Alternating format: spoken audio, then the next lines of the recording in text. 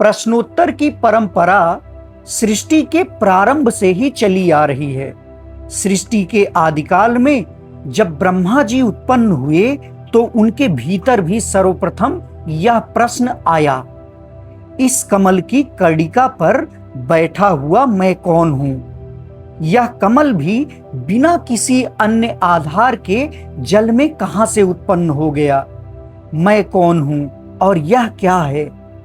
इसे सृष्टि का आदि प्रश्न कहें तो कोई आश्चर्य नहीं होगा। प्रबुद्ध जिज्ञासुओं के प्रश्नों के उत्तर में अब तक ना जाने कितने ग्रंथों की रचना हो चुकी है। जगन माता पार्वती के प्रश्न और आशुतोष भगवान शंकर के उत्तर के फलस्वरूप जगत में विविध लौकिक एवं अलौकिक विद्याओं का प्राकट्य हुआ है। विविध शास्त्रों की रचना हुई है। शनकादिक ऋषियों के प्रश्न और सूत जी के उत्तर से 18 पुराण बन गए। केनोपनिषद और प्रश्नोपनिषद, इन दो उपनिषदों की रचना प्रश्नों को लेकर ही हुई है। श्रीमद् आदि शंकराचार्य जी के द्वारा रचित प्रश्नोत्तरी प्रसिद्ध ही है। सामान्यतः बाल्यावस्था से ही बालक के जिज्ञासु हृदय में प्रश्न प्रस्फुटित होने लगते हैं, परंतु जब मनुष्य पारमार्थिक पथ पर अपने पग रखता है तब उसके भीतर प्रश्नों का एक विशेष सिलसिला शुरू हो जाता है और वह ढूंढने लगता है ऐसे संत या गुरु को जो उसके प्रश्नों का समुचित उत्तर देकर उसका सही मार्गदर्शन कर सके।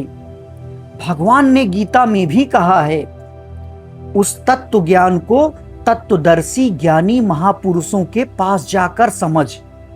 उसको साष्टांग दंडवत प्रणाम करने से, उनकी सेवा करने से और सरलता पूर्वक प्रश्न करने से वे तत्वदर्शी ज्ञानी महापुरुष तुझे उस तत्व ज्ञान का उपदेश करेंगे।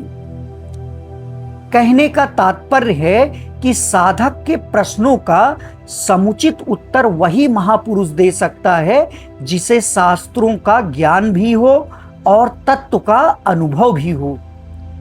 कारण कि केवल शास्त्र ज्ञान हो, तत्व का अनुभव ना हो तो उसकी बातें वैसी ठोस नहीं होंगी जिससे साधक को बोध हो जाए। अगर तत्व का अनुभव हो पर शास्त्र ज्ञान ना हो तो वह साधक की विविध शंकाओं का सब प्रमाण समाधान नहीं कर पाएगा। परंतु ऐसा महापुरुष बहुत दुर्लभ होता है।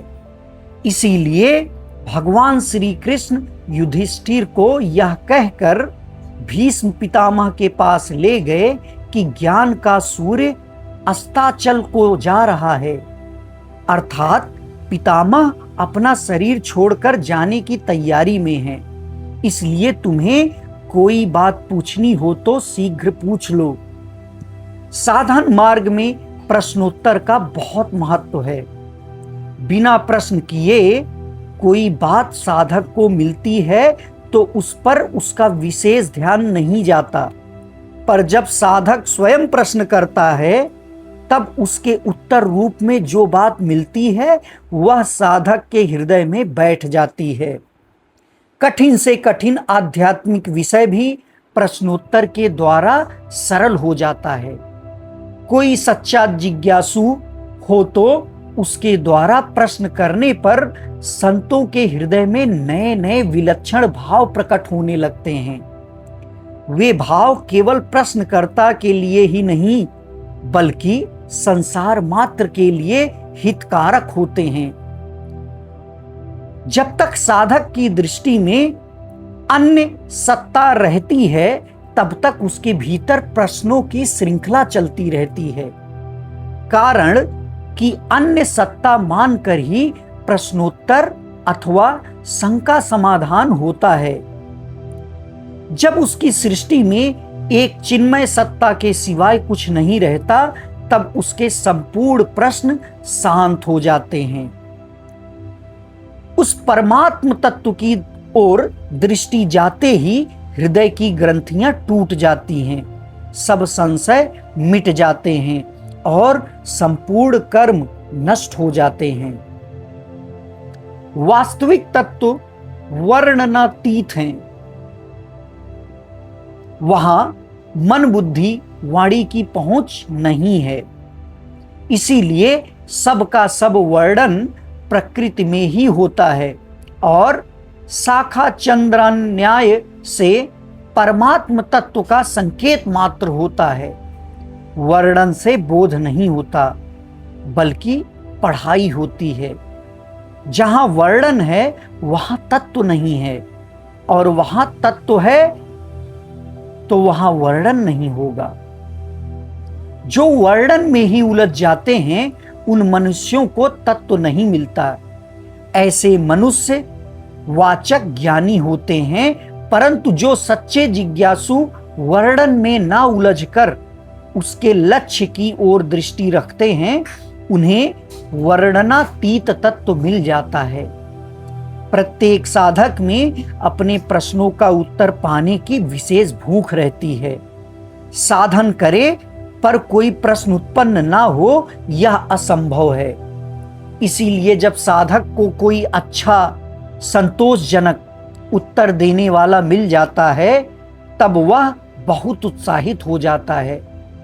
श्रीमद् भागवत में आया है, जब उद्धव जी ने देखा कि क्षराक्षरातीत भगवान श्री कृष्ण मेरे प्रश्नों का उत्तर बड़े विलक्षण ढंग से देते हैं, तब उन्होंने प्रश्नों की झड़ी लगा दी और एक साथ 35 प्रश्न कर डाले।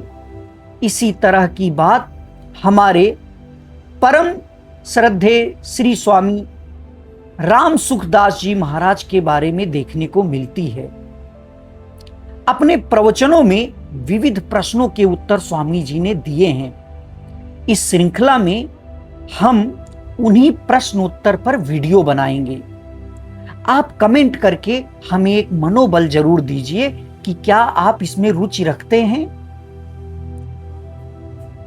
राधे राधे।